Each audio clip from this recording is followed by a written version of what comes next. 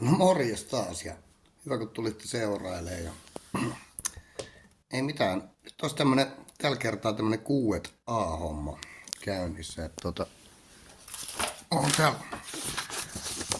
Te olette lähettänyt mulle paljon kysymyksiä tuolla ja fanipostia ja tämmöstä. Mä oon lueskellut sitä aika ahkerastikin. Vähän viiveellä tulee tää. Mä oon ollut kesälomalla ja semmoista. Niin, mutta aletaan tää hommaa. Ensimmäinen kysymys. Tän on lähettänyt Jäykkä 69. Minkä kokoinen kulli sulla on? No, ei siinä ole hirveästi kehottavaa. Jäykälle shoutout sinne niin. Ja sitten seuraava kysymys. Katsotaan. Tapa itses. No ei toi edes kysymys.